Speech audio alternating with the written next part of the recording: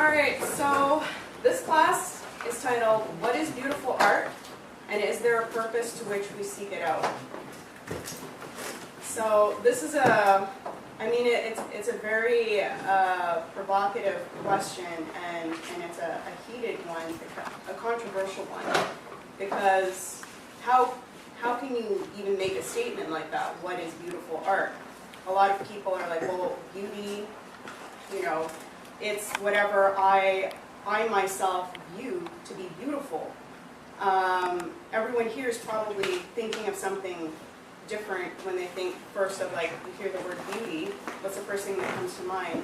Everyone's going to be thinking about something different, most likely. You might agree on what another person says they find to be beautiful, but that's not necessarily the first thing that you're thinking about. And is there something that we can really say is in common with everyone's idea of beauty? Or is it really just, oh yeah, I've also looked at that, I agree that that's beautiful. So the point of this class is not to, set a standard of like what is beautiful art and say that everything that doesn't meet that standard is not going to be within that category. But it's more of if everybody seeks out beauty, just as Socrates makes up the point that everyone seeks out what is best for them. So if you don't understand your concept of beauty, it can be a somewhat troubling thing to think about as to, well, what is ultimately motivating what I'm drawn to? What is motivating my desires? What's motivating my thought process? I mean, a lot of people, you're drawn to beautiful things, but if you can't think of a purpose for it, then you're kind of just like drifting there, and you can't really have a purpose for why you're drawn to those things. So the point of this class is not to set rigid rules, but really to ask the question, is there a way to approach this that there can be some common ground for people to think about? The other question is there a purpose for why we're drawn to beautiful things? And if there is a purpose, that means that it's something that you can use reason to judge, which again is a controversial thing. So how do you address this question if there's seemingly no rules to what is beautiful? Well, Schiller makes the argument, and this class is going to be largely based on his letters to, what's the guy's name, Matt? Kerner. I always forget his name, because he doesn't speak in these letters. It's just Schiller's letters, so he's kind of forgettable. But Schiller makes the point that beauty is actually an objective thing. That's a pretty controversial statement, especially since at the time Kant was pretty much the most popular philosopher at that time, probably even more popular than Schiller. And Kant, whose thoughts still dominate how we think about beauty today, he made the point that beauty is an individual experience. It's a taste that you can only experience through an empirical phenomenon. So he would use the example, this rose is beautiful. I find this rose to be beautiful. But I can't make the statement that roses in general are beautiful because I have not seen every single rose. So since you haven't experienced every single rose, you're not allowed to make that statement. Maybe you'll find a rose that you don't find to be beautiful. And the empirical experience ultimately is subjected to our senses, which will differ from people to person, and thus you can say beauty becomes in the eye of the beholder. Schiller, on the other hand, he says, no, there's actually an objective approach that we can take to beauty. He agrees with Kant that experience confirms beauty. However, he adds that the experience itself is not necessary for its validity. So think about that for a second. What does he mean by this? experience is not necessary to validate beauty if beauty is from our senses, and we judge beauty from our senses. How can you judge beauty otherwise? So he makes the point that it isn't our taste, like Kant stated, that determines what is beautiful. Schiller's thought is that beauty is a form of a form, which one calls matter. And it must by all means to be a formed matter. So perfection is the form of matter. Beauty, on the other hand, is the form of this perfection, thus it being a form of a form. So perfection exists in an objective state. Beauty is something that we do use a certain, experience, sense experience from, but its condition is based on the perfection of the form of matter. So you can already kind of start thinking about how can beauty exist. Sorry, just a quick question. When he says like the form, perfection is the form of matter, does he mean something like the sphere, the perfect sphere as an idea is the form that bubbles, like that spheres in matter, like bubbles, are organized around? Is that what he means? Like the transcendental idea? Yeah, you can say that like a sphere, a perfect sphere is perfect in terms of its dimensions. Yeah.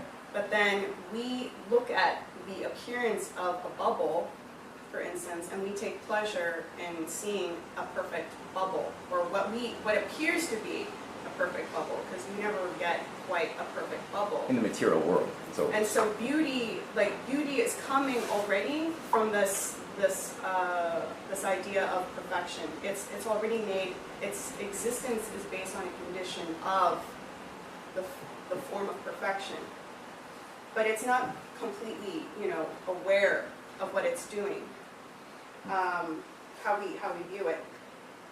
So, in order to think about this, how to answer this more clearly in terms of how beauty can be objective, Schiller pretty much, that's his whole point of the Callias or on the beautiful paper, is this question of, is beauty really an objective thing?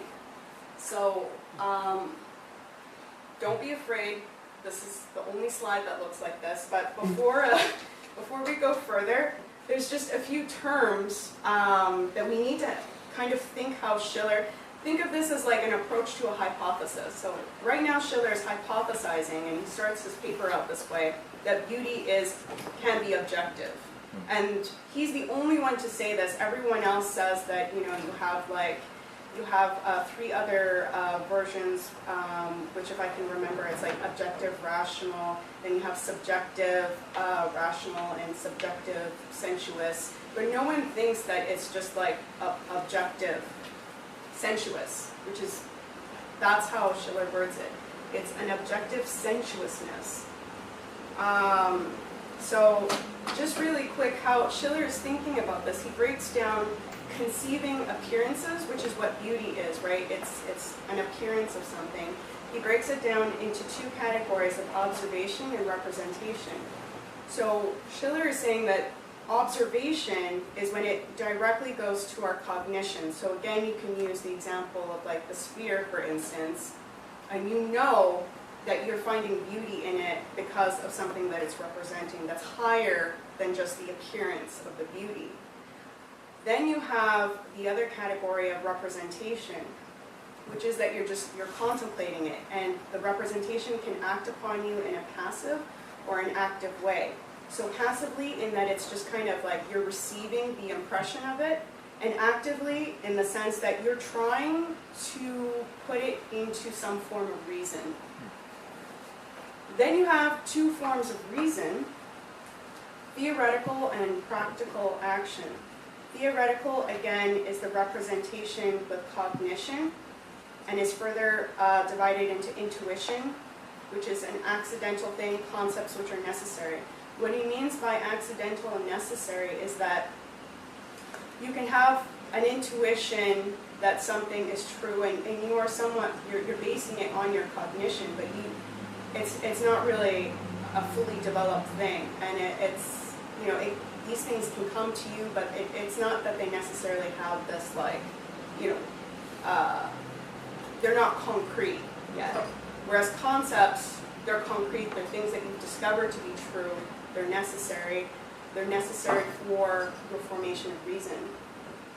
In the practical action domain, the representation is the will to action, and it's further divided into free action and not free action. So again, free action has more of a consciousness to it, and thus it's free, and a not free action. So Schiller makes the point that it's the reason that gives the combination, the ability for the combination. So your senses give you what he terms the manifold. So you're receiving all of these like appearances, all of this like, all of this sensory data, but it's reason that gives things combinations so that you can actually make some kind of sense out of it. And one other thing is that Schiller goes on to conclude that beauty does not lie in the domain of the theoretical reason, but in the practical action domain. Since beauty is independent of concepts, as he defines it here, and relies on appearance, and yet it must be sought reliably still in the family of reason. Therefore, he concludes, it can only be found in practical action. And he adds that there's no disgrace in this to beauty. So he means like you can't get a definition of beauty as a concept definition, but you can only get it in its effects? Well, this is the thing, is that like when you're thinking of a concept, don't think of it as like an impression. Because he's using concept in a very defined way here, where it's like concept is like kind of a discovered reality. Whereas, you know, beauty is often about appearance, about impression. So it's not a fully, like you cannot write a complete proof of why you think something is beautiful, like through data, right? It doesn't belong in that domain of the theoretical reasoning, but it still belongs in the domain of reason, and that's the important thing.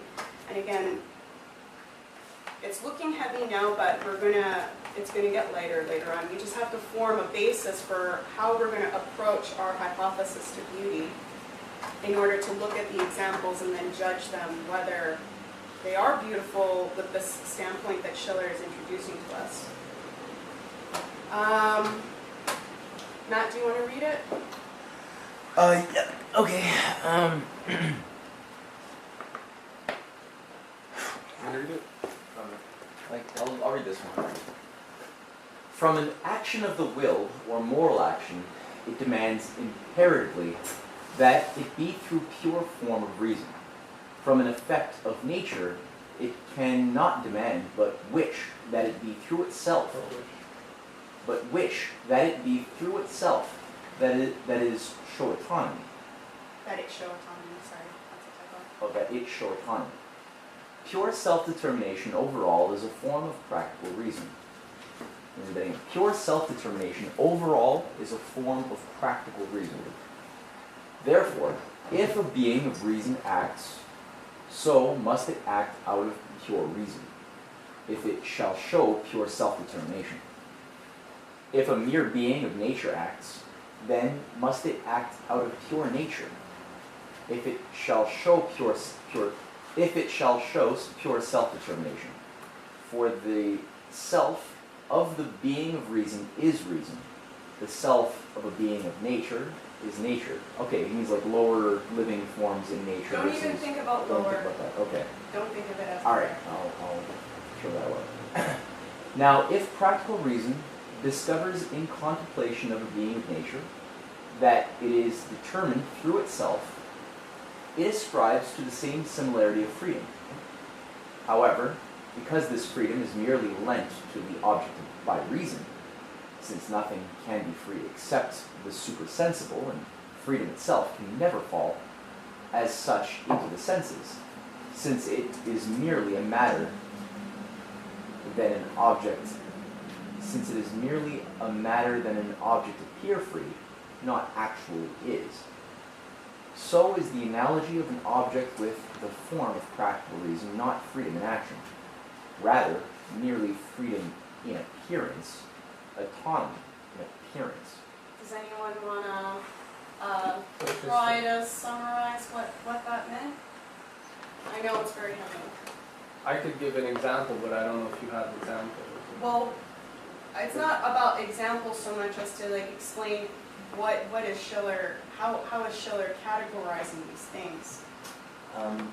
Well, when he talks about a mere being of nature in opposition to a being of reason, Okay. I know it may sound weird, but is it that he's talking about beasts? Well, I would not think about it in terms of how we're used to hearing about things, but really just take it from like directly how Schiller is talking about it.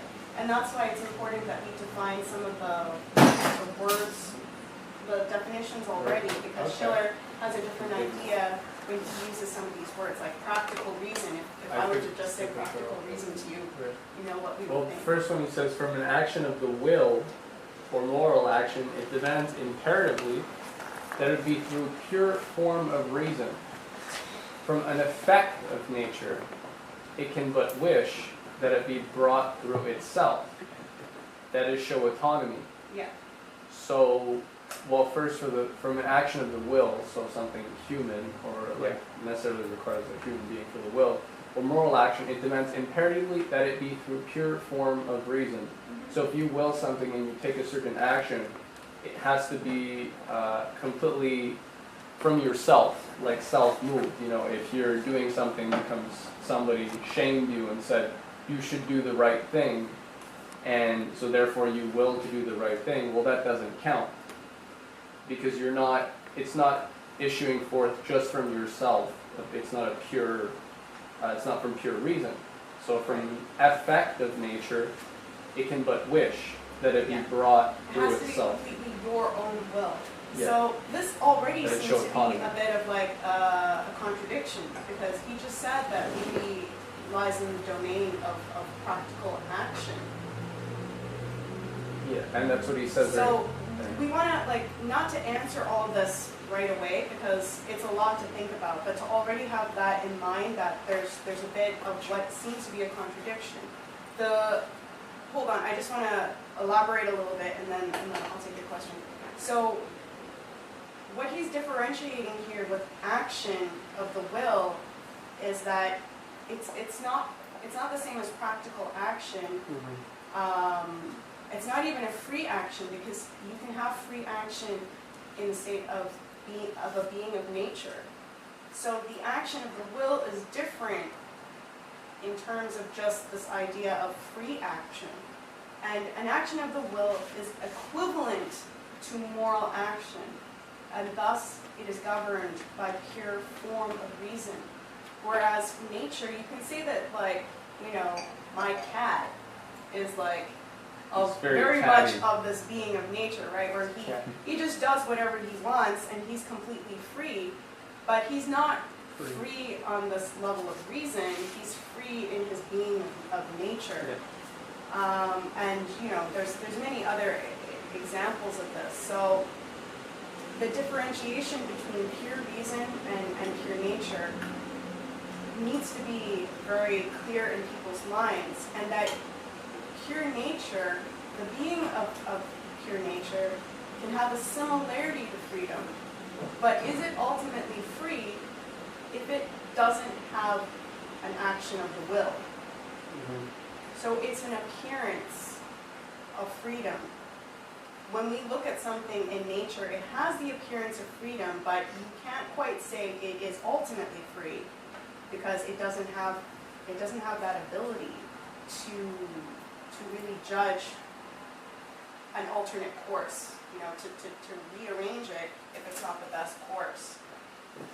And I think that that's actually something, you know, we should keep in mind when we're looking, when we let beauty act upon us. You could say that we're kind of like being more of a being of nature, whereas if you have an ability to receive beauty still, but you have more of this idea of, action of the will. This is just something to keep in mind. It's not to answer all of these questions right away. I forget, Oh, sorry, Aaron. Aaron. Right. Well, I think you kind of answered my question, but I was just going to point out that the appearance of freedom in like nature in itself being nature comes from the quality of reason, like the ability to be like if the nature is reason, if human nature is reason, our ability to see beauty in nature as nature is comes from our reason. Like without our reason, we would not be able to see that. Yeah, I mean, the thing about how Schiller approaches this is that he lays the groundwork, but then later on, it seems he's almost contradicting it. But it's just that their beauty, just in its raw form, is of the sensuous domain.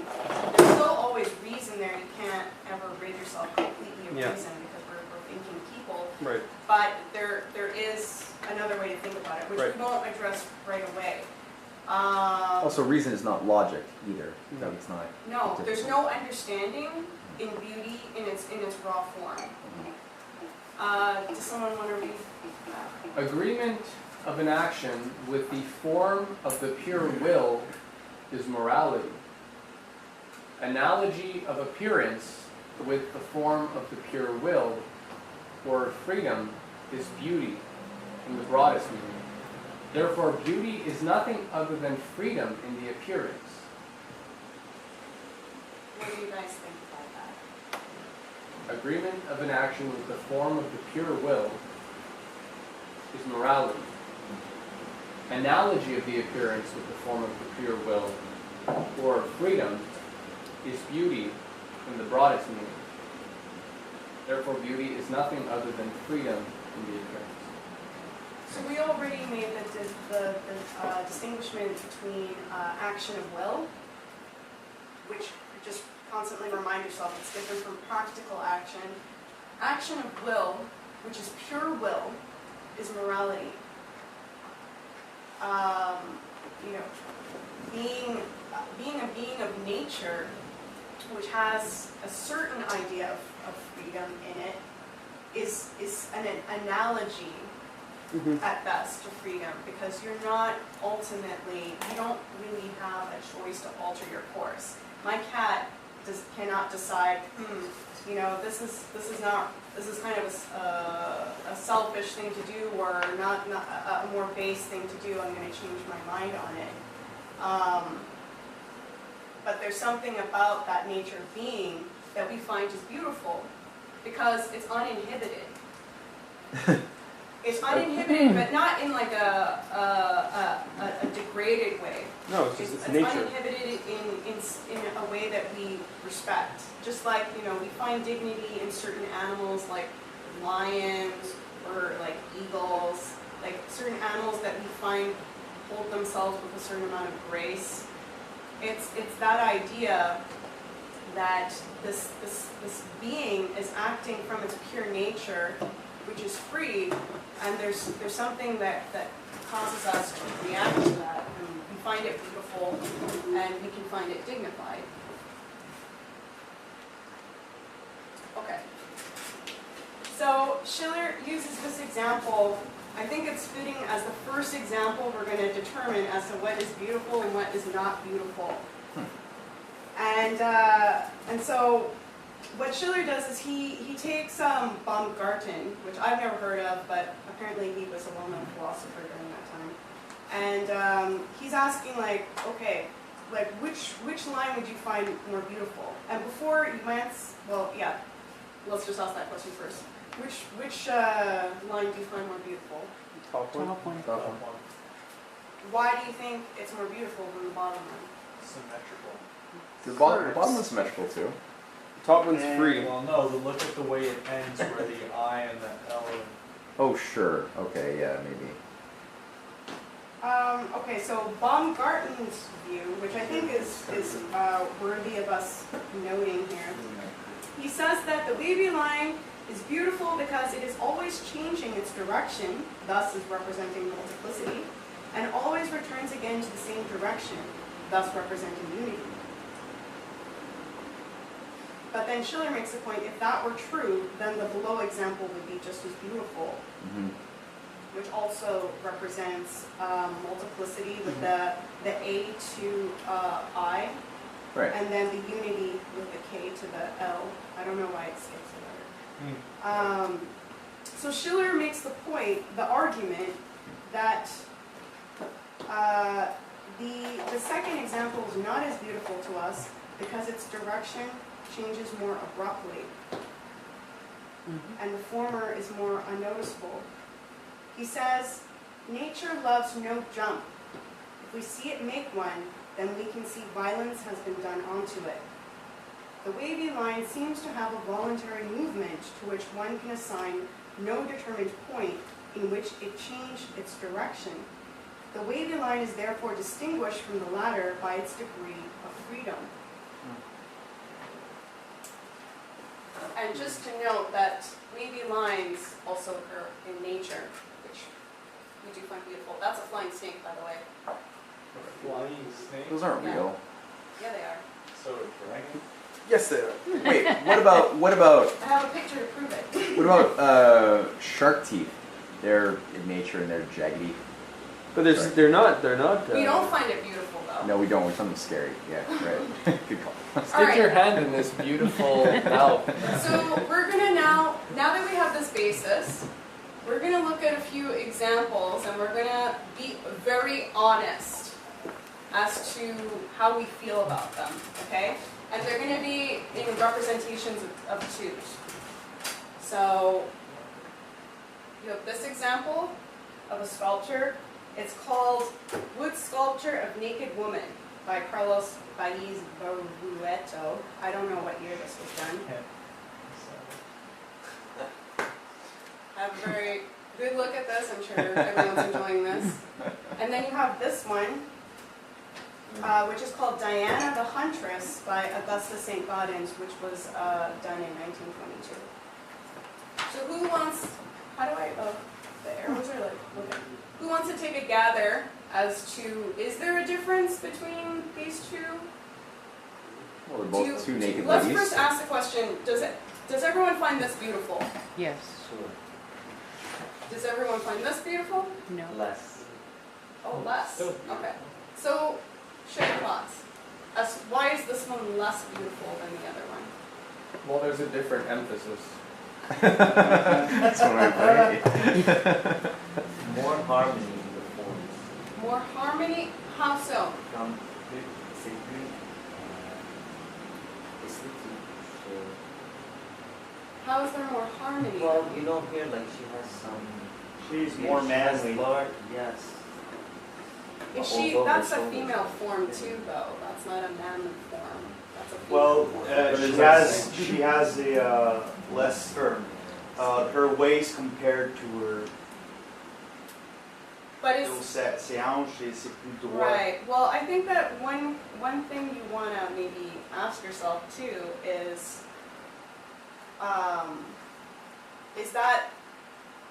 that really like? I'm not saying that that's not a natural form, but are you saying that this form is not a natural form? Because you're saying that her waist is smaller. Let's be honest, guys. Well- you like the small waist, the big butt, the big boobs. Well, maybe culturally. Well, I guess this one's more indicative of somebody who's actually like an active person, like she's doing a Muscle typically bound. man's thing, hunting. If you were constantly in a state of motion all the time, like What do you as a think hunter, you about- probably wouldn't have a body. Well, here that let's think that about way. this question a bit more differently. What do you think she's thinking about? And I know that that's not necessarily about beauty. Pocahontas or The something. flowers that she's looking at. It's like Well, Pocahontas. so I actually took a class on Greek sculpture, and the whole when a woman, or usually women have their heads down in sculpture, and what that represents is in a sense inferiority or being of a lower standing. And so obviously this statue over here, she is not with her head down, and she's a bow, so she's of a position of strength, and you know she's aiming it at something. There's a direction towards wherever she's pointing her arrow. The other one is just aimlessly walking around with her head down. There's no substance Yeah, necessary. you're not even sure if she's blocking or if she's just like. Well, that one's very passive, I think Right. that and the other one is a lot more active and Yes. it's That one's is submissive, and the other one is more aggressive. But are they not Well, both it's not beautiful? that necessary. I don't Are they not both beautiful though?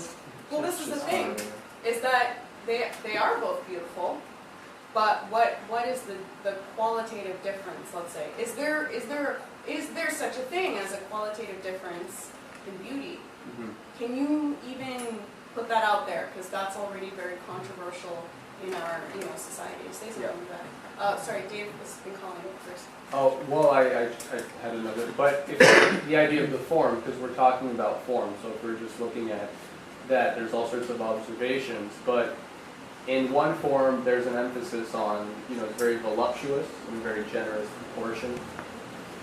If you look at the second one, the form and the emphasis is not so much on the proportions of body or anything, but there seems to be, there's another idea of form that is evoked from the type of action that's been chosen. I think. Oh, sorry. You had a point. Well, I was going to say with the first one, I find it's more curvy, more waves. The light falls nicely. So that if you look at the light, the way the light falls, it's even rounded, like it's curved everywhere where the light is catching. Mm-hmm. Whereas the second one, even the shadows are sharp. Like, Yeah, and also It's just to sharp. say that these two statues are actually in a different location. Yeah, you can see that. Oh, right, yeah, they were Kind of positioned obvious. at different parts of the museum. And that's the thing too, we have to be somewhat forgiving sometimes Yeah, with the right. lighting of these sculptures because it's, the pictures don't always offer like the most flattering lighting for if the sculptor had an idea, and often they do, of light in But it. what I was going to Yeah. say is this one looks more, because of the lighting, the curves, it's more serene. It gives you a feeling of calm, of serenity. This one? No, the other one, the first one. Okay. Whereas this one is more action, more... So then now the question is there a qualitative difference between, let's say, the action and the serenity? Is there something? Well, yeah, we're not gonna just assume a conclusion to that, but Yeah, but first, just the last thing, Yeah. if you don't mind. The way I interpret it, honestly, is the first one is that the first woman is genetically more close to perfection. Yeah.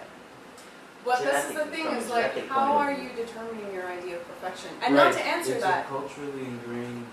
yeah, not to answer that, okay? Like, don't just think about it. How is this perfection and this isn't perfection? Because you could say that this is more perfection in action. You can see that she is probably a good, she has a good shot with her. It's not, because like if you look at a male form, for instance, that's a lot of times what we're looking at with sculpture is an action and how the muscles are sculpted for action. So again, it's not to, like, I'm just going to make a few points here. So Diana, she is a hunting goddess, and she's associated with wild animals and woodlands. She also later became a moon goddess, supplanting Titan goddess Luna, and the goddess of childbirth and rule over the countryside. So the main differences for me, first of all, and I think that, the points of like just their position, this is a more passive position. We have to admit that. And the title of it is literally Naked Woman. Okay, so already like this is the idea. It's a naked woman. And this There is you from go. when was this done? It's more modern. I don't have the exact date, but you can say that it's been more recent. I think on the internet it said like 1970s or something. Okay. Whereas this one, it has already a story behind it, where she is the goddess of hunting. That's why it's not like supposed to be an aggressive thing. Well, she's very She's just a good hunter, yeah. In the first picture, someone made the point, I think it was Erin, that she's more static. She's not really seemingly portraying any specific emotion, whereas Diana's body is in motion. Her attention is obviously the hunt. I'm going to stop going back and forth. I think everyone has it in their minds. When looking at the anonymous woman, we're purely enjoying her form and nothing else. Is that fair to say? Yeah. In Diana's case, we're not just seeing a naked woman, but there's a sense of her personality, which is strong and sovereign. So looking at her, I feel, I don't know about you guys, I feel a sense of liberation, of freedom through her appearance of strength. That she's, that's actually, despite her being naked, she doesn't seem vulnerable. No. Right. So thinking about what Schiller is talking about here, that beauty is freedom, and I think that the key point here, my mouse is slow, is, I think you made a good point with her head pointing downward. It's submission, like we're having beauty in a sense act upon us. Like when you're looking at this, what are you ultimately, like how are you reacting to it versus the other one? Here, it's more like instinctive, desires or whatever are being invoked from you, whereas this one, you might actually, think about what this is representing a little bit more clearly. Like you're not governed by just this like raw emotion that just like kind of takes you over. Everyone who sees the voluptuous figure, you're almost blinded in a way with like, well, how am I thinking about this? I don't even know. Like I can't see past, all of that. So to just further reiterate, the definition of freedom is to be without outward influence and to be governed solely by inward influence or have the appearance of being governed by inward influence. So how would you say, using Schiller's hypothesis, which we haven't disproven yet, how would your approach be different between those two sculptures? Can you say that using the question of freedom now, is there a difference? Well, so if I were to say...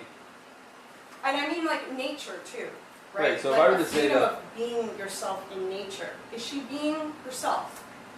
So yeah, if I were to say that I would, let's say, be more inclined to like this one because my understanding of what nature is for a woman is to be submissive. Is that where I'm getting my idea of beauty from? Well, that's the question, right? So in a sense, why would the other one be more beautiful? Is that something which is, like, is that a nature, a woman in strength, let's say, hunting, is that something that is intrinsic in nature? Well, I think, and again, we're not going to like do any kind of firm answers with this. This is things for people to contemplate on. But when you think back to on the idea of like, well, beauty is a form of a form, and that beauty is ultimately a reaction to a form of perfection. And again, this isn't clear in this example, right? Like, well, is the voluptuous woman our idea of perfection, or is it the hunting goddess, which is an idea of perfection? I think that if we were to have a male example to this, we would pick the one with action, because our idea of a man Hunting and is different from that of a woman. So that's just for you to think about. It's not to say, we're not going to impose anything, but that kind of already with this method of like thinking about it, you already discover, well, if I think the first one is more beautiful of a woman, Why? that might tell me something about how I think about the definition of woman. So Schiller makes a very interesting point. He says, who wants to read? Olivier? I know it's a bit hard to... Yeah, you gotta get up just a little closer. bit. In other words, the negative concept. Dave, for the Dave. Just if you, go ahead. Thank you, Dave. There's going to be lots of time. In other words, the negative concept of freedom is only thinkable through the positive concept of its opposite. From this ground, in the world of sense, only the beautiful is a symbol of the completed in itself, or of the perfected, because it does not need to be related as the positive, purposive to something outside itself, but rather at the same time commands and obeys itself and carries out its own law. So soon as one discovers the ground of determination of its form, for then the same does indeed not lie in it, rather outside it. And it is just as little beautiful as an action from purpose is moral. Anyone want to explain that in their own words?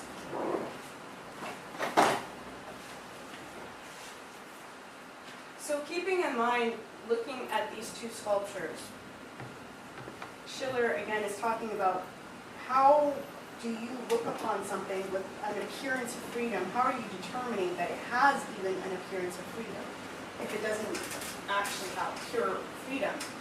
So he's saying that we don't actually have an idea of positive freedom. We have an idea of a negative concept of freedom, which means that we only have a positive concept of the opposite of freedom. Like what? Submission, right? An idea of submission, an idea of passivity Slavery. is an opposite idea of freedom. So we can have a positive confirmation of the opposite of freedom. And therefore, that's how we look upon it as an act of freedom. Because what is a true act of freedom? You have to ultimately hear how the person is thinking, right? Right, Like, because even if the person is unshackled from their slavish chains physically, it doesn't mean that they're not slaves. yeah. It doesn't mean that that's... So it Well, has an appearance of I would give the example, because the idea is it's like self-contained, right? If you think of like somebody, a farmer who's actually, tilling the fields or working in the fields, but is a free person, right? Is actually just harvesting nature versus a slave who's working in the same right, but you field. can have a painting of a farmer. Do you know if that farmer is ultimately being self-governed, that he owns that land, that he's No, doing that's this for the benefit? right, right, that's you the have whole an point of the form. appearance. Yeah, you have an appearance of It's it. the form that decides. But another important point in this is that he's saying that not only can you have only a negative concept of freedom through appearance, but that in order for it to do this, we have to assume, like, we have to look upon it and say there's no outward governance to it. And if there's no outward governance to it that we can see, then we must assume there's inward governance. But there's still a rule. So it says, at the same time, commands and obeys itself and carries out its own law. In terms of, again, how we're viewing how it's being self-governed. As soon as you discover that there's something else determining it, then it loses its beauty, just as we can say a moral action loses its morality if we find out, well, that person just did that moral action because if they didn't do it, they were going to go to jail or they were going to be fined. Then it's less moral because there's an outward influence to it. Right. So if we were to find out that she was actually being forced to hunt for There's some a gun to landlord, her or head yeah, outside that would the Yeah. frame. that would reduce the beauty by far of what Right. we're otherwise appreciating in that. Yeah, in that forced to sculpture. be hunting naked. Right. Yeah. She got a stack of clothes in the ground behind her, and yeah, But she's exactly. called after, like, she's named after Diana, which is the hunting goddess, so we can assume that, Right. she makes up her own rules. Right. Did you have something to say about that? Well, it seems that for Schiller, the aesthetical and moral judgments are really combined. Unlike Kant, because in his critique of the judgment, he says that the aesthetical and moral are distinct. Well, Judgment are if you completely take it, separate. So right, if you take the moral though and the aesthetical from just their raw forms, so aesthetical for everyone else, that's like the world of the sensual domain. It's governed by your senses. What Schiller does is he's trying to show a natural alliance between these things. It's not unnatural, it's not forced. Whereas every other philosopher, even Kant, who was making good points as to like what was wrong with some of the theories, that there were holes in them, ultimately he could only just impose morality by force. Whereas Schiller will later on show that it's something that can be natural. not easy. But what seems contradictory is that he seems to be saying that beauty is free. Is the, let's say, the It's an expression appearance of freedom. It's an appearance it's of somehow the freedom. expression of freedom. It's an appearance of But it freedom, is- therefore it's a lower order of freedom because it's an appearance. But here, let's continue and then we'll see how this goes, okay? Because I'm also behind on time. So, just from this ground in the world of sense, only the beautiful is a symbol of the completed in itself or of the perfected, because it does not need to be related as the purposive to something outside itself, but rather at the same time commands and obeys itself and carries out its own law. So this question of beauty and morality, we've already actually been thinking about this. Keep that in mind. We're not going to answer it right away. But just to also note that Schiller makes the distinction between morality and beauty. Morality is the determination through pure reason. Beauty as a property of appearances is determination through pure nature. And so, when we're looking at art, we can't judge art by just this like standard of morality. Morality in the sense of morality being imposed upon the art. And then say, well, this is beautiful because it's obviously moral. That's not beauty, because as soon as you impose morality, it's contrary to its nature, then it's losing its beauty, because beauty is supposed to be an appearance of freedom. So you can't impose morality. It has to come about naturally. The question of when it comes about naturally is another question. Okay, so this is the next example, the pairs of examples we're going to be looking at. This is called Death and the Sculpture, Daniel Chester French, 1889. The next example we're going to be comparing it with is The Kiss of Death by, it's not clear, either Joma Barba or Joanne Fontbernat, which was done in 1930. Discuss between yourselves while I quickly take a picture. Well, he looks like he's going to a very nasty place. Oh, Yeah. The look in the eyes of that skeletal angel are just not welcoming at all. Whereas Yeah, I like that one. He looks like he's like going willingly, you know. He's finished his life. He's done a good. Well, he's deed. still in the His middle of grace- his work. He's not grace. finished his work yet, so I don't know how willing he is. It's Yeah, not like really he's working on the enthusiastic. sticks. Huh? He's working on the sticks or something? Yeah, just Yeah, I'm thinking like Moses' brother almost. Well, he looks. he's definitely not afraid of. Yeah, he looks kind of like a little worried because death is an uncertainty, but he doesn't like look like, you know, like this guy. Oh my god. I mean, obviously death is way more morbid. He's a skeleton. okay, so what are your thoughts? This to me reminds me a lot of like the bubonic plague. Well, which one is more beautiful, or are they both beautiful? Well, I would say this one's more beautiful because of how it's composed. And how is it composed?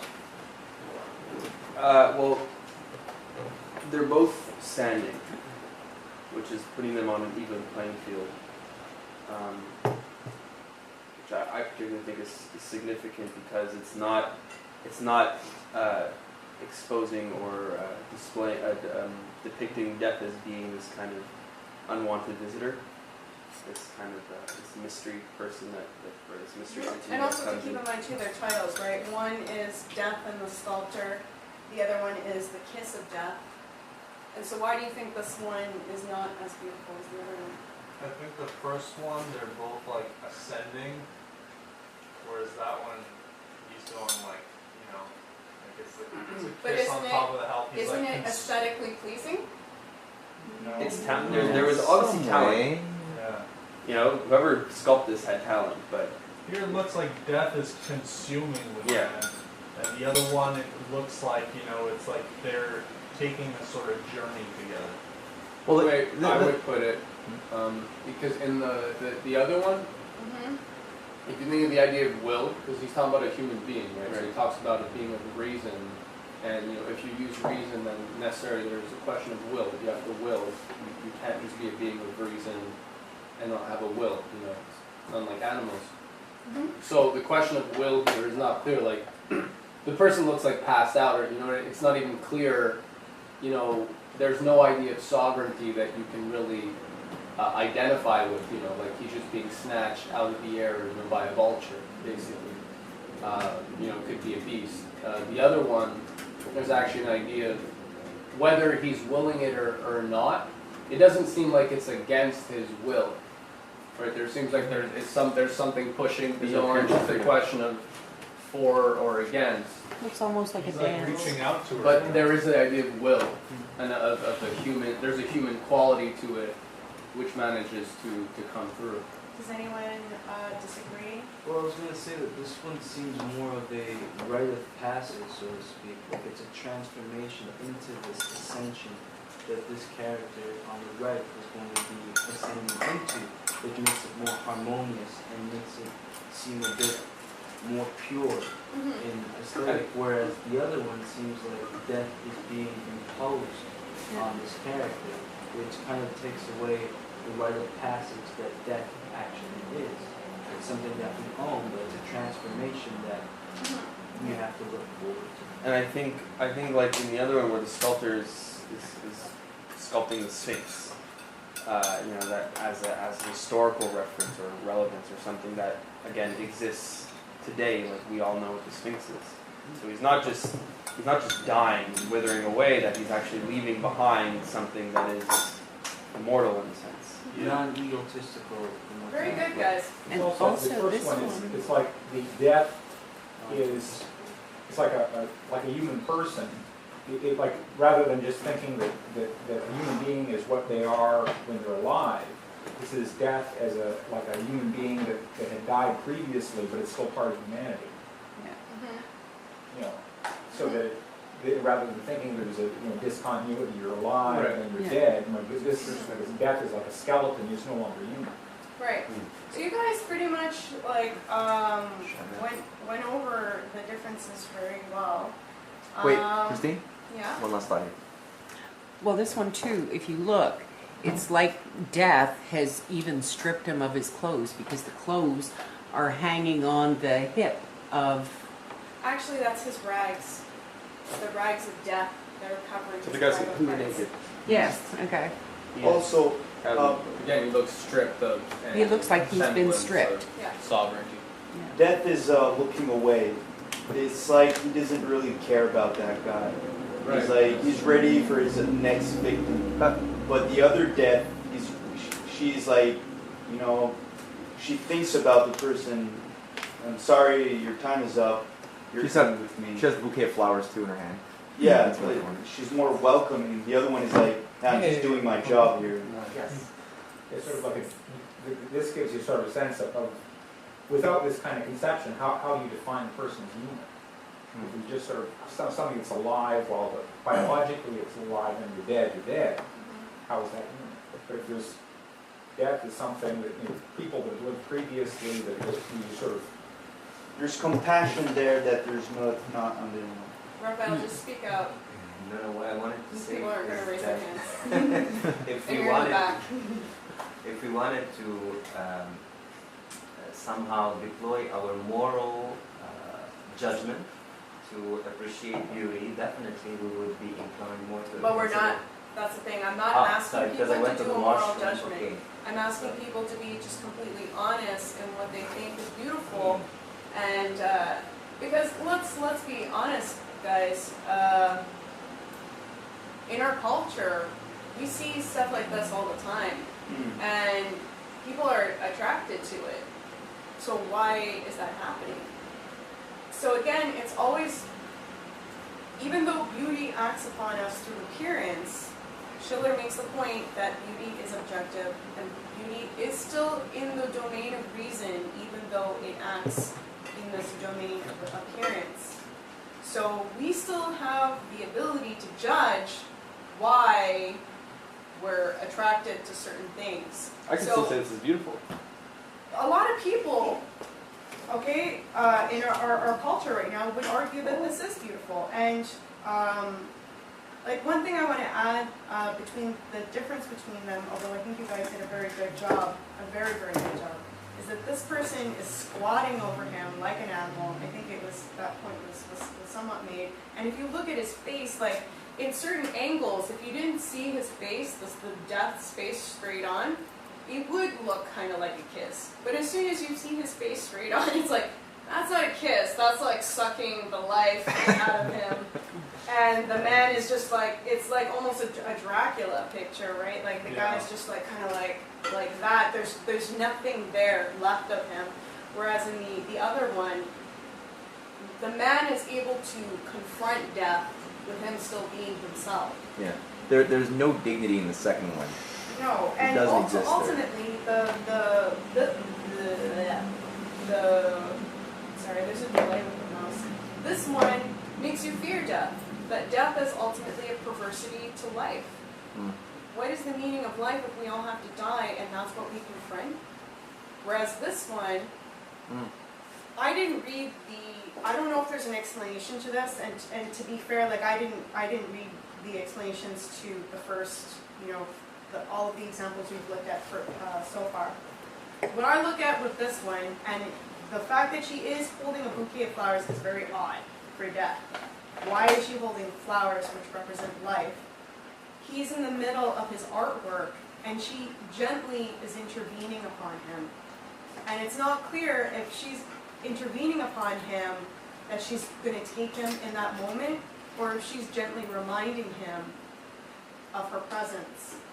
So you can make the hypothesis with this sculpture that he's being reminded that death is there, and that you made the very good point, Aaron, that he's working on the Sphinx, which we look at as a very historical figure.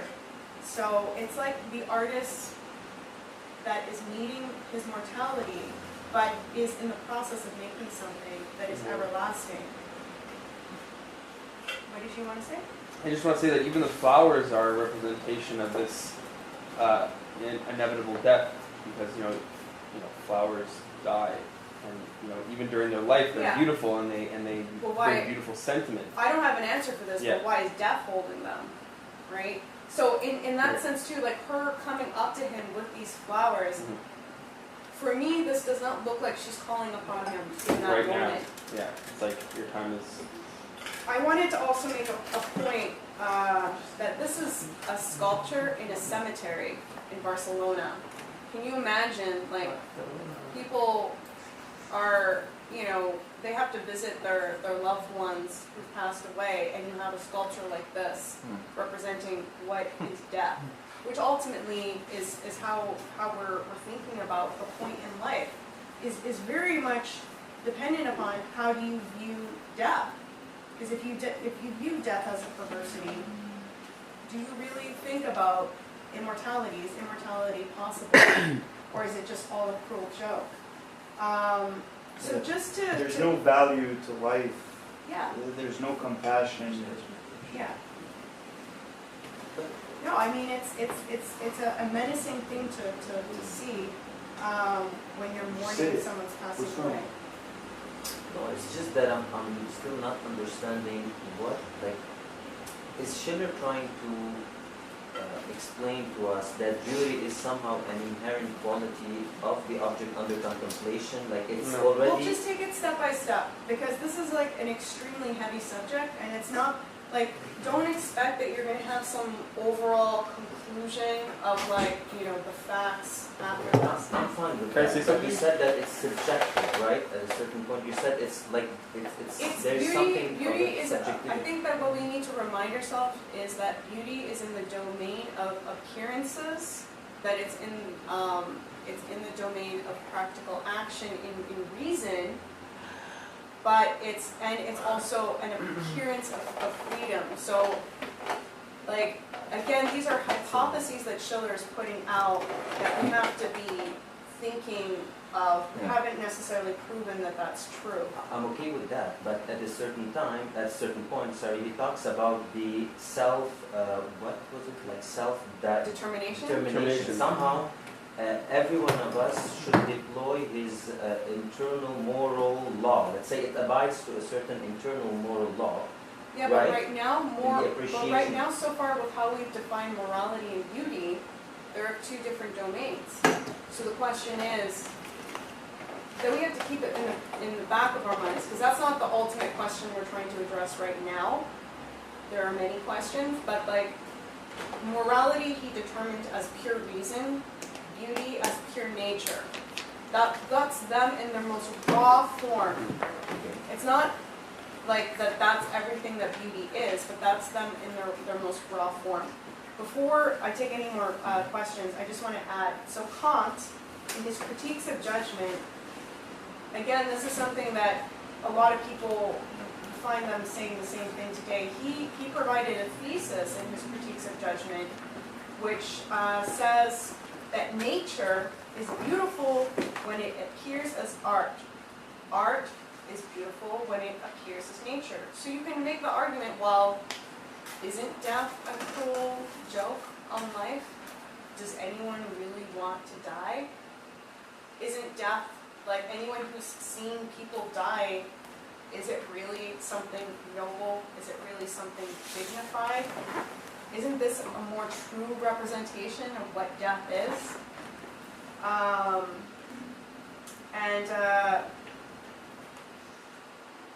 What Schiller makes the point of is that, and Kant, that's the other thing, is that if you look at death as something like this, which is a cruel joke and it's a perversity, then you ultimately can't say that anything is truly free, because everything ultimately is subjected to death, which is an unwilling thing. It still has the appearance of freedom. Hmm? It still has the appearance of freedom. Yeah, you Well, could say, I mean, let's just keep That's that in mind. into a So, different thing. how can we be governed by an idea of perfection and freedom that we freely choose without burden in our life? How do we govern ourselves in life if we ultimately all die without choice? Now, I'm not going to try to go into that right now. That's kind of like that's the hypothesis of this sculpture. And Schiller has the famous quote, "No man must." That is, that all other things must, but man is the being who wills it to be so. And so keeping that in mind with the sculpture,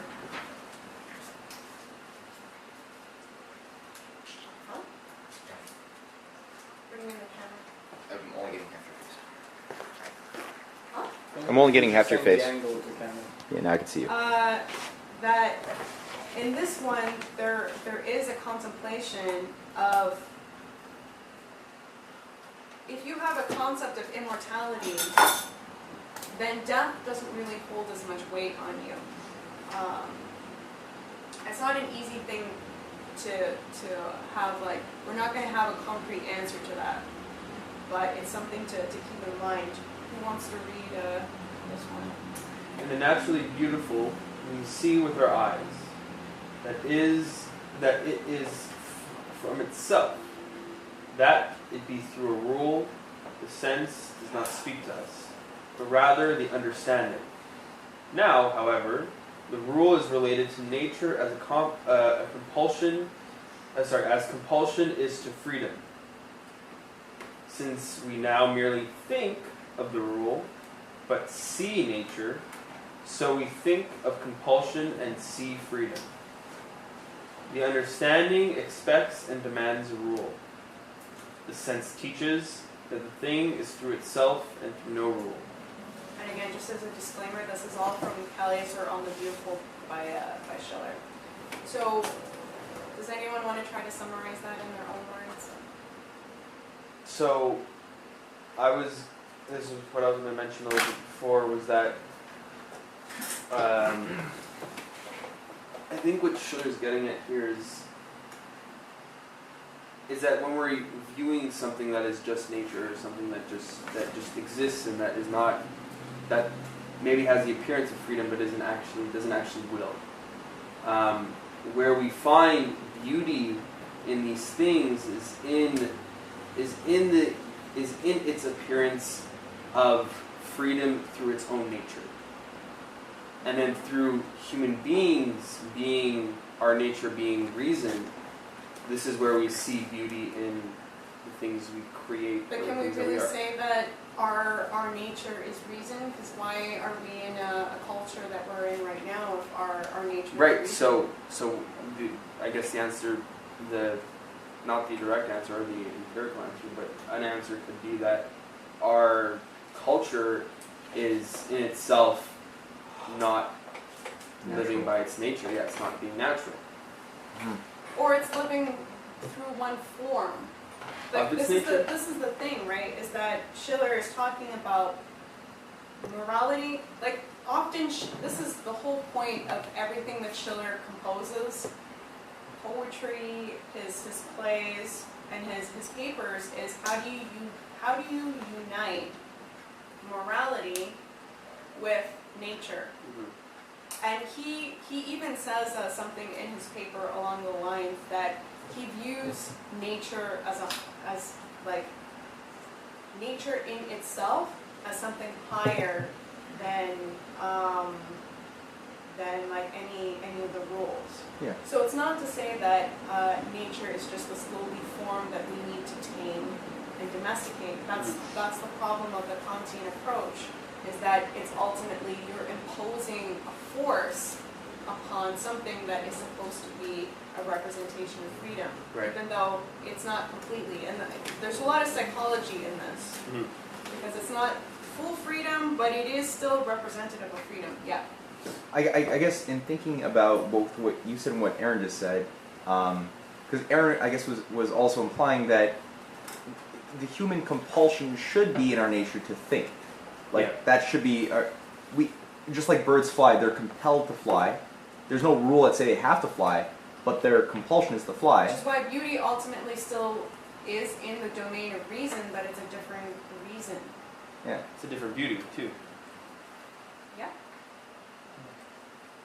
So, in terms of this quote in particular, though, what is he saying?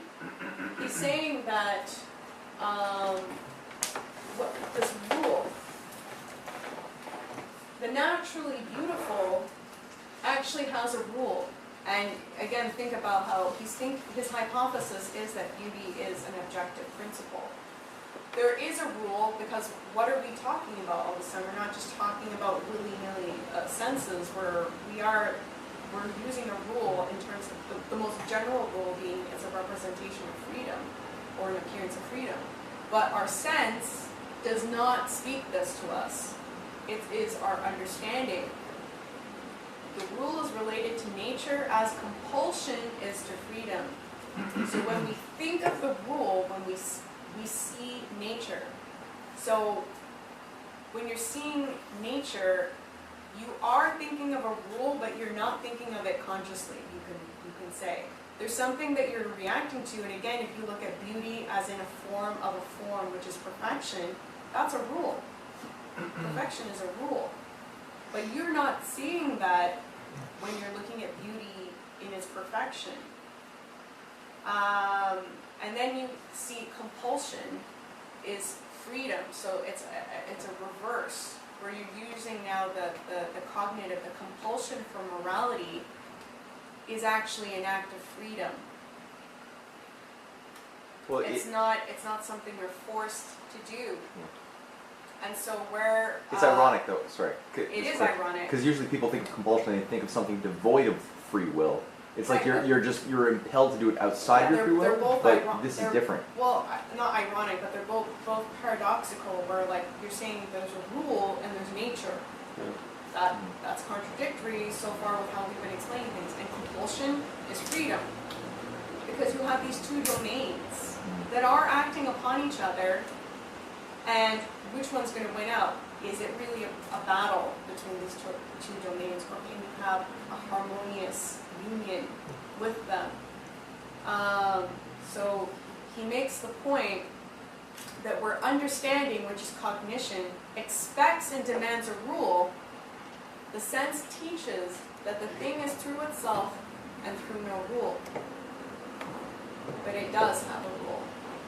But we consider it its being of nature. Again, just keep that in mind. You don't have to have like a whole detailed answer. So in this is the last example between two things. We're going to look at this one completely first, and then the next one completely. This one's called Psyche Revived by Cupid's Kiss by Antonio Canova in 1787. This is regarded as a masterpiece of neoclassical sculpture and shows the mythological lovers at a moment of great emotion, characteristic of the emerging movement of Romanticism. It represents the god Cupid in the height of love and tenderness, immediately after awakening the lifeless Psyche with a kiss. The story of Cupid and Psyche is taken from Lucius Apuleius's Latin novel, The Golden Ass, and was popular in art. So the story goes that Psyche has been warned by Venus against opening the jar she was given to collect a scrap of beauty from Proserpina for Venus. But I give you one especially strong warning. Do not open or peep into the jar you carry, and repress all curiosity as to the imprisoned treasure of divine beauty. But she gave way to curiosity, just as she had returned from her voyage into the underworld, peering into the jar to take beauty, but rather with the sleep of innermost to take some of the divine beauty for herself. However, Proserpina had not filled it with beauty, but rather with the sleep of the innermost darkness, the night of Styx, which, freed from its cell, rushed upon her and penetrated her whole body with a heavy cloud of unconsciousness and enfolded her where she lay. It is the moment in which Psyche is a corpse asleep, revived by Cupid, that Canova chose to depict, delicately purging her of her sleep, which he put back in its original jar. He roused Psyche with a prick of his arrow, and in the sculpture you have like details of the jar and the arrow, blah blah blah. So what do people think about this with the theme being love? Like the first theme was just like, the naked female form, what is beautiful, the naked female form. The second one was on death. This one's on love. I mean, it's uplifting. Like love is very literally lifting this person out of a dark, deep sleep from death, essentially. Well, love, beauty, and death perhaps are related as well. Well, just look at this one in terms of like how do people feel about this being a representation of love? Well, just like in the other one, like she's naked, she's stripped as well. Well, that doesn't mean. I mean, we had the example of Diana, which had a very different effect from the other person. Like just the person being naked. Right, and so what I'm saying is that the nakedness, her being stripped, is not the same as the other one in the sense that this is a more uplifting, like she is being freed from something. Okay.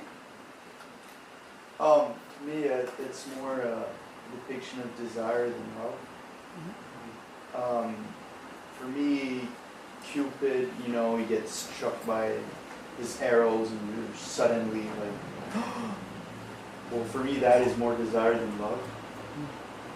For me, love is more like understanding. It takes a while. It's not just like take an arrow, there you go, and love. So, But is he just shooting her with an arrow, or is he no, just the fact that Cupid is in there, and the way the position also for me It's pretty erotic. is pretty erotic. It's more of desire than love. For me, it's a The way perverse. he catches her. Oh, It's romantic. It's a romantic. It's romantic, indeed. Yes, he's. Because you The could The argue, question is, well, what's wrong with romanticism? you could argue that in a sense, though, you have like Cupid is like the personified idea of love, which is intervening. So you have like a higher And also- idea of natural law that's coming into. Review the story too, right? Like, she was opening a jar that she thought she was going to get a piece of divine beauty, and instead she gets the sleep of innermost darkness. Is there something being said in that? It's her own. It was her own. It was her own What demise. is divine beauty? Right. So her own innermost darkness is the reality that she thinks she lacks that divine beauty. And how was she awakened, right? She was awakened by a prick of Cupid's arrow, which sounds, like dirty to me. I wasn't thinking about it. Sure, you're so pure. Well, this is the thing. Again, this is beautiful. I don't think anyone would say that it's not beautiful. Again, it's approaching it from like, well, what are we being governed by when we are reacting to it being beautiful? So some of the points that I want to make with this is what Schiller is saying, not directly about this. If we take objects merely as they appear, it removes purposes to them, since purposes is a concept. Therefore, the real ground for the possibility of an object never enters the realm of the senses and is good as not there. So here's another paradox, right? If beauty is really of appearance, how can you assert a purpose? Repeat that. Repeat your question. If we take objects merely as they appear, which is what we've been defining beauty as so far, but their appearance of freedom, right? If we take them merely as they appear, it removes purpose to them, since purpose is a concept. Right. For a Therefore, process. the real ground for the possibility of an object, the real ground for the possibility, the purpose of an object, never enters into the realm of the senses and is as good as not there. That's pretty much what romanticism is. You're not supposed to judge what the purpose is, but you just let your senses act upon you. A form therefore appears free, so soon we find the ground of the same neither outside it, nor are led to seek outside it. I would keep that in mind. Is she free? In this whole story, and the story was meant to be pretty much like the front line of the sculpture. Is she free? No. In that story. An object is freely presented in the intuition, which remember is that's the accidental form of appearances, if the form of the same does not necessitate the reflecting understanding to search for a ground. Beautiful, therefore, is a form which explains itself, but without concept. A triangle explains itself by means of a concept. A wavy line explains itself without the medium of the concept. So this is a challenge to people. So before we answer, is this the kind of beauty that we're looking for?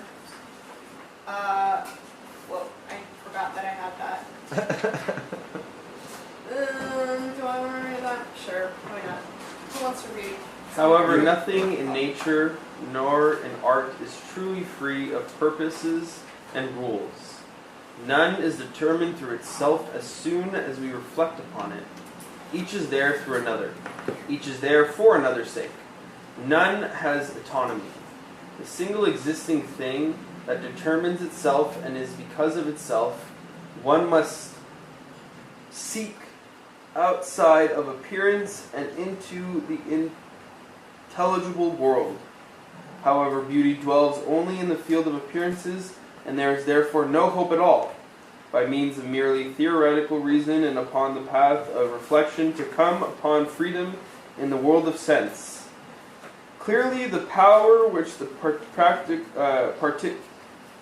practical reason exercises in the moral determination of the will against our instincts has something offending, something distressing, in the appearance.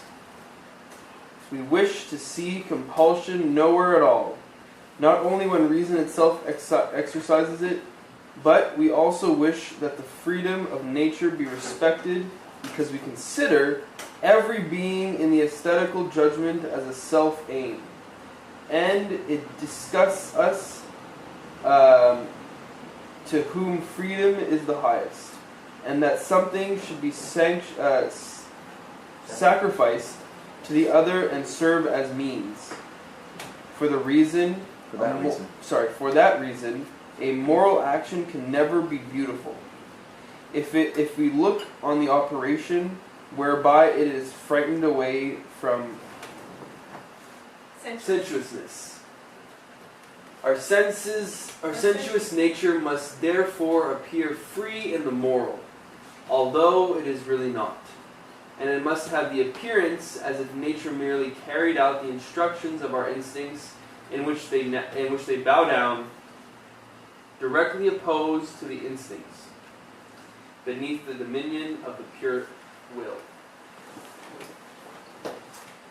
So, he raises this issue of, c'est un peu comme contradictoire parce que c'est le conflit entre la subjectivité et l'objectivité en ce sens que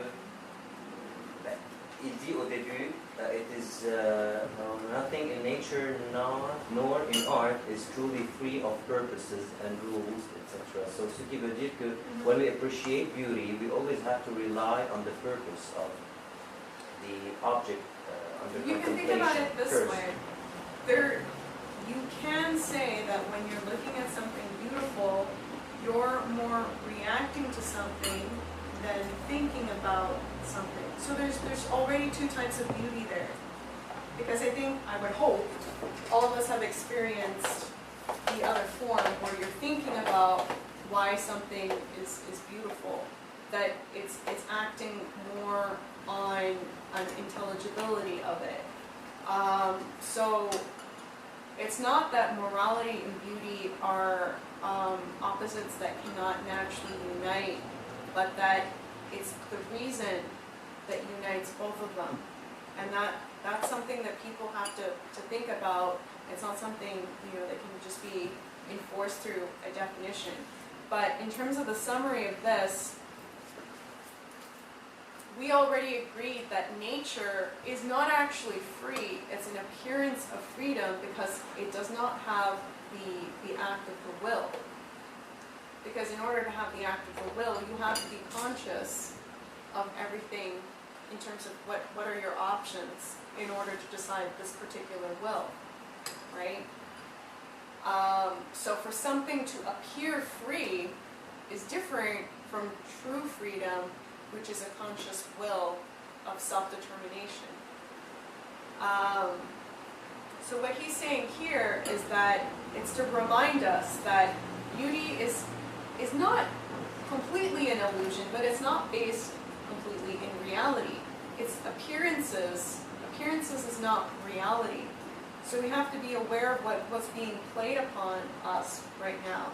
That an appearance of freedom ultimately is not free, and that everything exists with purposes, with rules, which are not they're not located in the domain of and nothing has complete autonomy, right? If we were to say everything were free in the world, how could we have a world that was nothing but chaos? Like you have to have some kind of boundary in what you inflict as your free will, and it's not something unnatural. That's the point. Is that it's, and we're going to go into that a little bit further. I think maybe this is what you're trying to figure out, is that in the appearance of freedom of something beautiful, something which is beautiful, which it being beautiful has to appear free. The reality is that nothing is actually free, either nature or art. These things are all set by some sort of rules, some sort of parameters. But when something appears to be free, that is what you as, again, I'm going to get back to the being of reason. Maybe I'm not getting at this the right way, but the being of reason will then derive beauty from that thing because it appears to retain that quality of freedom. I think he says it clearly. We can't talk too much because it's already going a little too far into it, but the single existing thing that determines itself and is because of itself, we actually have, like, this is the idea of freedom, right? The thing that determines itself, that's the definition of freedom, is that it's an inward determination, not an outward determination upon it. In order for us to know that, which is what we already spoke about before, you ultimately have to have, you must seek an outside of the appearance into the intelligible world. You have to seek into reason. So like the example of the farmer is a good one, actually. The painting of a farmer, is this farmer a free person or not? In order for you to think, when you're looking at this farmer harvesting his crop as a free person, you ultimately have to think of a storyline outside of the farmer to think of him as a free person. So there is a paradox, and he knows that there's a paradox. That's the point, is that there is a paradox. But it's not an unnatural union once you start looking into the paradox with reason. So just to reiterate his last point, that our instincts, nature, it projects our instincts as free, but they ultimately do bow down, actually directly opposed to instincts beneath the dominion of pure will. Let's keep that there for just a second. We're going to look at this example. Again, this is an example of love. It's called Nydia, The Blind Girl of Pompeii by Randolph Rogers, and it was done in 1853-54. The story with this is that Nydia, who is blind, she was in love with another man in Pompeii, but he rejects her. He ultimately chooses another girl. Because she's blind, her senses are heightened in terms of her being able to hear, which you're seeing here. She knows that the volcano is going to erupt before anyone else, and she chooses to save her love, not her lover, her love, and his lover to safety, and she actually dies in the process of saving them. Where this was at the Met. Yeah. This is also at the Museum of Fine Arts, at the Pompeii exhibit. Yes. Yeah, there's multiple sculptures of this. So what do you guys think about this compared to the other one? Well, it doesn't really seem to be illustrating the idea or the purpose behind the object of art. It doesn't seem to be illustrating this idea you're talking about, that you want to save her love. That's the whole thing, is that there's a story behind it. Yeah, because There's a we know story the behind the purpose other one of this. too, by the way. There's a story behind Right. the other one as well. Fine, but we're talking about art here, beauty in the context of art. Whereas Schiller wrote, I think, all that in his aesthetical language, right? It wasn't talking about art or No, this is beauty in art. Callias on the beautiful. Yes. Not So these what I mean is that, well, here talking about a piece of art, we have to take into consideration the purpose of the person who made this piece of art. So if you're saying that his purpose Well, was the to purpose show of that the portrayal, right? Exactly. It doesn't illustrate the idea. The It purpose. doesn't. No, You see, so I don't know if because it's she's really in pain. free as such. I have a problem with the word free. Where is it from? in this context. Well, this is the thing where like Here's the pictures danger. again can Yeah. kind of like do That's disservice. exactly it. What she's wanting. But I know, but it looks like it the doesn't look like. sculpturing of this is actually, depending on how the light hits it, it can change how you're looking at it. And the marble is very thin for her drapes that you can actually like see See through. It's a through. very delicate looking sculpture, which with a picture it might not necessarily show that delicateness. Does anyone else want to have a gather as to how they think about this compared to the other one? I mean, we did see it in person, and we spoke about it a lot in person when we were at the Met. Where I disagree with Raphael is that when you look at, like, if you, I mean, obviously in person it's a totally different experience. But when you're there, it's not a very big sculpture. It's not something that's very grand and you know, like in your face and majestic, right? And I think that quality is what makes it so beautiful. Is that this story of this girl, of this blind girl, is not a majestic story. It's not a very happy story necessarily.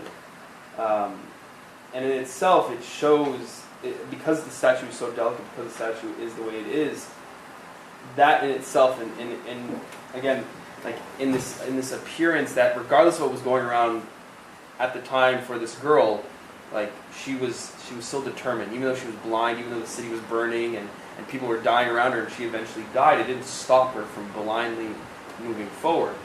And even in the statue, in this representation, you know, the statue itself is delicate. It's But not. you see here, you're relying on your moral internal interpretation. No, but here, See, Raphael, what's your, what I it's your moral would judgment. hold here on. that- What I would say is that love. You're noted that you've got a question. What is our definition of love without a moral judgment? Love. I mean, because you have to have some idea of love without just inflicting a moral rigidity to it. But love means that I would think you're willing to make sacrifices, compromises for that person. That's what love is. You love yourself. I You don't think indulge that's what in he's food. he's just saying that this one seems to betray the idea that it's Right, supposed to but be. let me just finish my sentence. As a So with the thought. previous one, this love,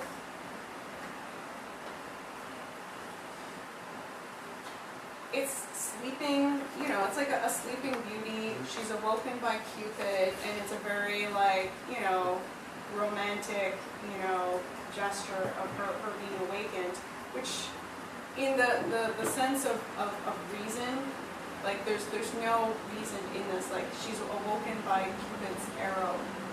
So it's just a nice Try to sleep through picture, that. but like, what is their life after this? Where is the actual love? You have to assume that love in this Perfect. is Eros, Like you're right?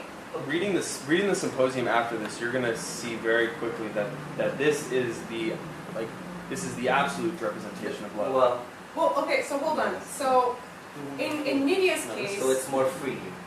well, okay, sorry, Dave, Nature. yeah. Well, the other thing I wanted to volunteer was that, you know, like for example, somebody in another culture, let's say, you know, or they come from another planet, let's say. I'm not implying anything, but people know about angels and know about Cupid, so it's easier to intuit what the background is for the first one. For this one, it's less obvious, but anybody who's going to look at this, you're going to be able to observe certain, you know, self-evident things. Like obviously she's using her hearing versus her sight, right? And obviously she's responding to something which is further away or which is not within her direct sphere of action. And so naturally the first thing that anybody who sees this is going to say is, well, what's she listening to or what's she listening for? So the question of the story becomes just natural, you know, second nature. There's nothing in there that betrays the intention of what it's really depicting. Yeah. So it's just a kind of natural, you may have to know more about the story, but in of itself, it's perfect the way it is, and it's not like it's requiring any alteration. Hold on, like, we can't like talk too much, like, but the thing that we have to keep in mind is that if freedom is ultimately a sense of self-determination, it is a desire for self-determination. It's an appearance for self-determination. If you look at all of the examples we've looked at so far, we're leaning towards sculptures that have more of a mode of action. Because what did we just say before? The appearance of freedom, we can't ultimately say something is free through a positive sense. It's through a negative conclusion of freedom. So she does not look like she's being controlled by any kind of outside will. Whereas the other one, she's completely in the embrace of Cupid. And all of like the death picture too. Death is gently intervening on the sculptor, whereas the other one, the man is completely passive when death comes to him. Yeah. And the first example with the woman, she's again passive in her sexuality. She's just sexual for the sake of her sexual, physique. And the other one is again a form of action. So what Schiller says is that thence comes it that the moral purposiveness of an artwork or even of a mode of action contributes so little to the beauty of the same that the former must rather be very concealed and appear from the nature of the thing completely free and unrestrained, if the latter beauty shall not thereby be lost. If you're going to have morality in art, the morality cannot look like it's dictating the nature or the direction of the art piece, but rather is an action of free will of the art piece. So he says, practical reason demands self-determination. Self-determination of the rational is pure determination of reason, morality. Self-determination of the sensuous is pure determination of nature, of beauty. Nonetheless, the concept of beauty is also applied in a different sense to the moral. And this application is nothing less than empty. So now Schiller's starting to get to the point of like, how does beauty and morality really overlap?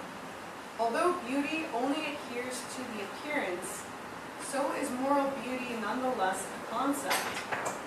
There is such a thing as moral beauty, to which something in experience corresponds. We can actually have a sense, perception, experience of moral beauty. It's not just relying on the domain of cognition. Nydia has helped without being called upon it and without debate with herself, although it was at her expense. She has forgotten herself so fully and her duty fulfilled with such easiness as if merely instinct acted from her. Therefore, were a moral action then first a beautiful action if it appears as an effect of nature arising from itself. In a word, a free action is a beautiful action when the autonomy of the disposition and the autonomy in the appearance coincide. So I took this example of love between individuals because it's a harder one. If we were to say love between a father and a child, then we would say no doubt. That's love. A father sacrificing his life for his child without thinking about it, that's what love is. But that doesn't come so readily to our minds when we think of love with like another person. So Schiller makes the point, from this ground is the maximum of the character perfection of a man as moral beauty. For it arises only then when duty has become nature to him. Does someone want to read that? You want to read it? You haven't read it? Good is the mode of teaching where one advances from the known to the unknown. Beautiful is it when it is Socratic, i.e., when it asks the same truth from within the head and the heart of the listener. With the first, goodness, its convictions are demanded from the understanding formally. With the second, beauty, they are enticed from it, the representation of which by all means compels us to bring forth the idea of freedom in ourselves and to relate to the object.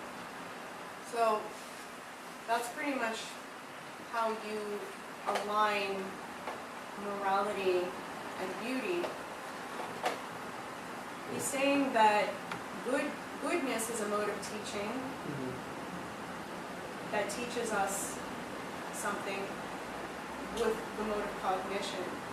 Beauty is something which it acts upon our head and our heart. Goodness you can demand upon someone, but beauty entices the goodness from you. So when you see something beautiful, like we've all watched movies, right? Let's get out of the sculpture realm. We've all watched movies where someone has made a sacrifice, and we've cried during the movie, and we're completely moved by the act of sacrifice.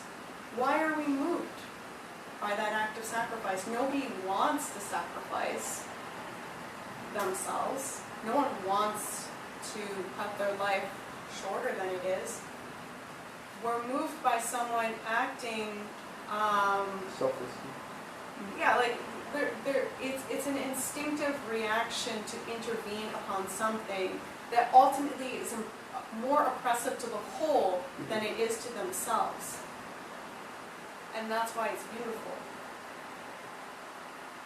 And so beauty, when we look at beauty in a higher level, it compels us for goodness. It doesn't demand it of us. We look upon it and we're moved by it. And we're like, I want that. I want that kind of portrayal of myself. So this is the second last slide. Does someone want to read it? Susan? Susan, you read it. No, it's too far, I can't see it. Maybe Martin. In respect to any great composition, it is necessary that the individual be limited in order to let the whole take effect. But this limitation of the individual at the same time be an effect of its freedom. Example, if it set this limit itself, then the composition is beautiful. Beauty is through itself, subdued power, limitation out of power. In short, each individual desires to have its will, where, however, remains now the harmony of the whole when each concerns itself for only itself. Just therefrom does it follow that each out of inner freedom directly prescribes itself the limitation which the other needs in order to express its freedom. So, again, this is reiterating what we just said, is that when we look at a sacrifice, a self-sacrifice as a beautiful act, it's ultimately for the freedom of a larger process outside of themselves. So that nothing is ultimately free. That's another point that we made. Otherwise we would have chaos. But when you set the limit upon yourself willingly, it can still be considered an act of beauty and of freedom. So beauty, Schiller's stating, is actually, in that sense, subdued power, limitation of power. And it's not passivity of power, it's a will to have that boundary for a larger whole. And that's what beauty is. The harmony of the whole when each concerns, how can you have the harmony of the whole when each concerns itself for itself? That's very interesting because in British law, their idea of freedom is that you have the freedom to do whatever you want as long as it doesn't infringe upon the freedom to do of somebody else to do whatever they want. Which is ultimately setting a boundary condition on you, but it's not a willing. Exactly. boundary Yeah, condition. It's not from within. It's It's not a this voluntary- imposed yeah. thing from outside of yourself. Right. This is totally different. It takes something that looks very similar. And it's possible. Yeah. You have to think, like, that's the thing, is that it doesn't just come naturally to you, but it can be a natural thing if you work through how your mind is thinking about it. Because your mind ultimately is a thing governed by reason. And I'm going to skip this because I think we've been on too much, but that's the final thing I want us to leave off what Schiller says. For this reason, the realm of taste is a realm of freedom. The beautiful world of sense is the happiest symbol. How the moral one shall be, and every beautiful natural being outside of me is a happy citizen who calls out to me, be free as I. So he's saying that ultimately we are drawn to beauty as a sense of freedom, but it's not individual freedom. It's a freedom of the whole. And we can be happy citizens in this, and we can be truly free in this. And I mean, again, this is not something that, you know, people should just ultimately conclude at the end of this presentation, but think upon it as a hypothesis that if anyone has an idea of how they can contradict that, feel free to. Otherwise, you know, you have something to think about. Well, That's it. yeah, because